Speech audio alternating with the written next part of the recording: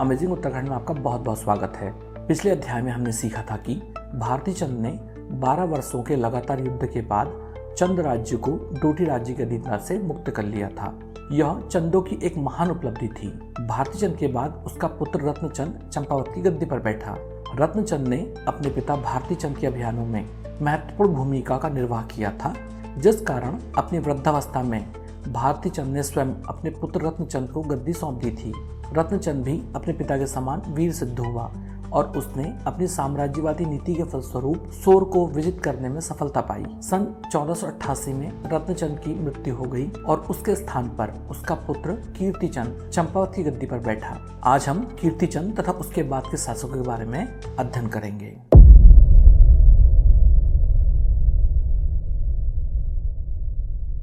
दोस्तों, कीर्तिचंद एक युद्ध प्रिय, निर्भीक एवं साहसी शासक था। वह अपनी सेना पर विशेष ध्यान देता और उसे सदैव युद्ध के लिए तैयार रखता था। कीर्तिचंद की योग्यता का अनुमान इस तथ्य से लगाया जा सकता है कि उसके आरंभिक काल में चंद राज्य के अधीन मात्र चंपावत तथा सोर का कुछ भाग ही रह गए थे, किंतु कीर्तिचंद ने अपने भुजबल से कुमाऊं के लगभग 3/4 भूभाग पर अधिकार कर लिया था। जब कीर्तिचंद गद्दी पर बैठा, उसके कुछ समय पश्चात डोटी राज्य ने अपनी स्वतंत्रता की घोषणा कर विद्रोह कर दिया था। इस विद्रोह को कीर्तिचंद ने कुचल दिया था। इस युद्ध के संबंध में एक घटना विशेष रूप से प्रसिद्ध है। हुआ यह था कि डोटी के आक्रमण के समय नागनाथ सिद्ध नामक बाबा चंपावत आए और उन्होंने राजबुंगा किले के सामने अपना निवास स्थान बनाया। कीर्तिचंद ने उनका आदर सत्कार किया, जिससे प्रसन्न होकर उन्होंने कीर्तिचंद को एक दिव्य चाबुक दिया।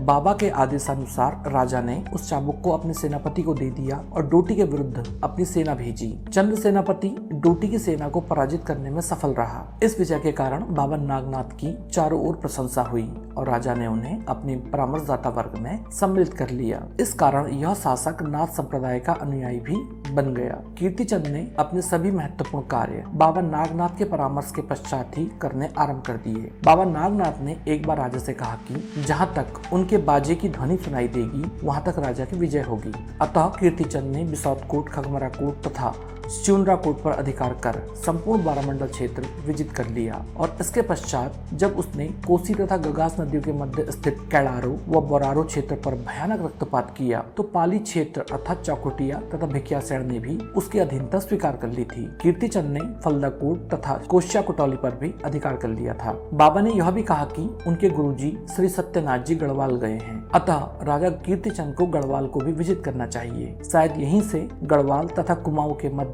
युद्ध आरंभ हुए। कीर्तिचंद की एक महान उपलब्धि यह रही कि यह प्रथम चंद शासक था जिसने पवार राज्य पर आक्रमण कर पवार राजा अजयपाल को पराजित किया था। चंदों के आक्रमण के कारण ही अजयपाल को अपनी राजधानी चातुरगढ़ से देवलगढ़ और फिर श्रीनगर स्थानांतरित करनी पड़ी, ऐसा कुछ विद्वानों का मानना है। कीर्तिचंद ने अजयपाल को उसके प्रदेश लौटा दिए थे, किंतु उसे कर के रूप में स्वर्ण देने के लिए बाध्य किया गया और दोनों राज्यों की सीमा देघाट को माना गया। कीर्तिचंद के समय सोर, सीरा, अस्कोट, गंगोली, दानपुर एवं कत्यूर क्षेत्र को छोड़कर समस्त कुमाऊं चंदों के अधीन आ गया था। कीर्तिचंद ने जसपुर के निकट कीर्तिपुर नगर की स्थापना की तथा बालेश्वर मंदिर का जीर्णोद्धार भी किया। पंडित रुद्रदत्त पंत कहते हैं कि राजा कीर्तिचंद चंद वंश का सबसे प्रतापी, कर्मशील तथा विजयी राजा था। कीर्तिचंद के पश्चात क्रमशः प्रतापचंद, ताराचंद तथा मानिकचंद चंपावत की गद्दी पर बैठे। मानिकचंद के काल की एक विशेष घटना ख्वास खां का कुमाऊं आगमन था। मानिकचंद के काल में दिल्ली की गद्दी का एक दावेदार तथा इस्लाम सुर का एक प्रतिद्वंदी ख्वास खां भागकर कुमाऊं आया। दिल्ली के आक्रमण के भय को देखकर भी मानिकचंद ने उसे शरण दे दी। इस घटना का वर्णन मुस्लिम इतिहासकार अब्दुल्ला ने अपनी पुस्तक तारीख-ए-दाऊदी में किया है। इस पुस्तक में मानिकचंद के इस साहस की भूरी भूरी प्रशंसा भी की गई है। सन 1551 में कल्याणचंद चंपावत की गद्दी पर बैठा। इस शासक ने अकारण ही कई लोगों को कठोर दंड दिए, जिस कारण लोगों ने इसका नाम कली कल्याणचंद रख दिया था। कली कल्याणचंद के बाद पूर्णचंद गद्दी पर बैठा। उसकी कोई विशेष उपलब्धि नहीं रही। सन 1555 में भीष्मचंद या भीखमचंद चंपावत की गद्दी पर बैठा। भीष्मचंद की कोई संतान न थी, अतः उसने राजा ताराचंद के एक पुत्र कुंवर कल्याण सिंह को गोद लिया और प्रेम से उसे बालू नाम दिया। जो बालो कल्याण चंद नाम से प्रसिद्ध हुआ। भीष्मचंद के काल में डोटी में विद्रोह हुआ, जिसे कुचलने के लिए इसने अपने पुत्र बालो कल्याण सिंह को भेजा था। इसी समय पाली तथा स्यूनरा क्षेत्रों में भी विद्रोह आरंभ हो गए थे। निरंतर होने वाले विद्रोह से भीष्मचंद ने यह अनुभव किया कि चंद राज्य का पर्याप्त विस्तार हो चुका है तथा विशाल राज्य में राजधानी एक किनारे पर होने से विद्रोह होना स्वाभाविक है। इसलिए उसने अनुभव किया कि इन विद्रोहों को रोकने के लिए राज्य की राजधानी राज्य के केंद्र में होनी आवश्यक है। अतः भीष्मचंद ने अपने साम्राज्य के केंद्र में नवीन राजधानी को स्थापित करने का निर्णय लिया और उसने अल्मोड़ा नगर में राजधानी की नींव रख उसका नाम आलमनगर रखा। यह नाम तो प्रसिद्ध न हो पाया, किंतु अल्मोड़ा नगर नाम अवश्य प्रसिद्ध हो गया। राजा ने अपने रहने के लिए यहाँ स्थित पुराने खगमरा कोट के किले का जीर्णोद्धार किया था। अल्मोड़ा नगर के संबंध में श्री मैडन महोदय एक कथा का वर्णन करते हैं। यह कथा एक रोचक कथा है। उनके अनुसार एक बार राजा भीष्मचंद शिकार खेलने गया था। उसने शिकार हेतु एक खरगोश का पीछा किया। कुछ देर बाद वह खरगोश अल्मोड़ा के मध्य स्थान में जाकर बाघ में परिवर्तित हो गया। राजा द्वारा इस घटना का कारण पूछने पर ज्योतिषों ने कहा कि यह भूमि इतनी अधिक शक्तिशाली है कि यहाँ एक खरगोश भी बाघ बन जाता है, अतः इस भूमि को राजधानी के रूप में चुनना अत्यंत लाभकारी रहेगा। राजा ने इस परामर्श को स्वीकार कर लिया और फिर राजधानी की नींव डाली। वैदिक मंत्रों के साथ लोहे की शलाका अर्थात कील भूमि में गाड़ दी गई और आशा की गई कि यह लौह शलाका पाताल लोक में शेषनाग के सिर तक पहुंच गई है, जिस कारण राज्य शक्तिशाली और दीर्घायु होगा। कुछ समय पश्चात राजा को कुछ भ्रम हुआ और उसने शलाका को बाहर निकालने का आदेश दिया। ज्योतिषियों ने भविष्यवाणी की कि चूंकि कील को निकालना एक अपशकुन है, अतः अब चंद राज्य अल्पायु होगा। अतः कुछ लोगों का मानना है कि इस कारण सन 1790 में गोरखे चंद राज्य को विजित करने में सफल रहे। राजधानी क्षेत्र की यह भूमि चंद तिवाड़ी नामक एक ब्राह्मण की थी और उसे यह भूमि कत्यूरी शासक बैचल देव द्वारा दी गई थी। इसलिए चंदों ने उस व्यक्ति को इस भूमि की क्षतिपूर्ति के लिए छकाता परगने के नदी वाले गांव दान में दिए थे। अल्मोड़ा में राजधानी की स्थापना से चंदों का उत्तर दिशा की ओर विस्तार हुआ, जिस कारण एक खस अधिकारी गजबा ठींगा चंदों से ईर्ष्या करने लगा। वह चंदों के अधीन रामगढ़ का एक स्थानीय खस गणपति था। वह बाहरी चंदों से ईर्ष्या करता था और खसों के राज्य की पुनर्स्थापना की इच्छा रखता था। इसलिए उसने खगमराकोट पर आक्रमण कर बूढ़े राजा भीष्मचंद तथा एक कुंवर जौनसा की हत्या कर 12 मंडल पर अधिकार कर लिया था। इस समय भीष्मचंद का दत्तक पुत्र बलदेव कल्याणचंद या बालो कल्याणचंद काली कुमाऊं में था। उसने अल्मोड़ा पहुंचकर गजबा ठींगा की हत्या कर दी और स्वयं अल्मोड़ा की गद्दी पर अधिकार कर लिया।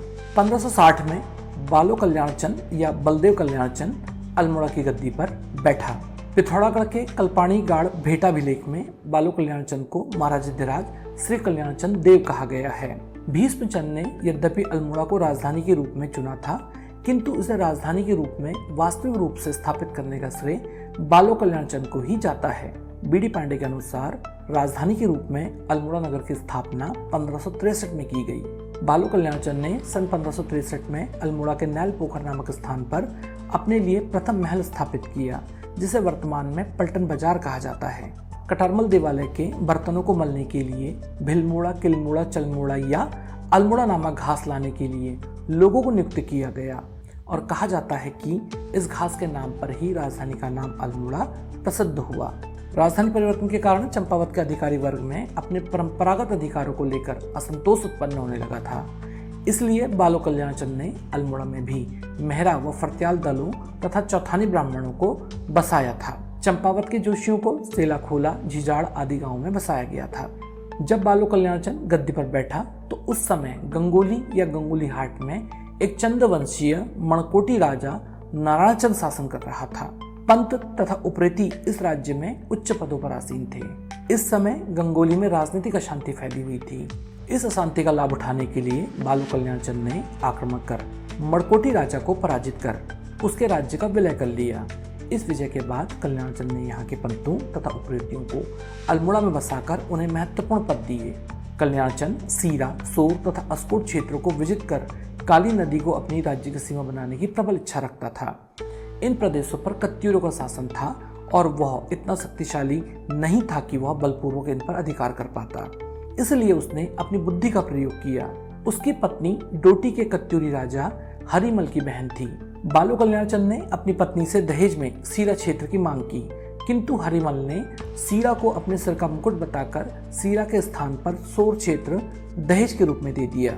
इस प्रकार युद्ध किए बिना ही बालो कल्याण चंद के साम्राज्य में वृद्धि हो गई। इसके पश्चात बालो कल्याण चंद ने दानपुर पर अधिकार किया। एक समय यह क्षेत्र एक खसिया राजा के अधीन था, किंतु उसकी मृत्यु के बाद यहाँ कोई शासक न होने के कारण यहाँ अनेक छोटे छोटे खस जमींदारों का राज था। बालो कल्याण चंद ने इन जमींदारों को पराजित कर संपूर्ण क्षेत्र पर अधिकार कर लिया था। चंद परिवार के वैध तथा अवैध राजकुमार इन प्रदेशों को अपनी आजीविका के रूप में देख रहे थे।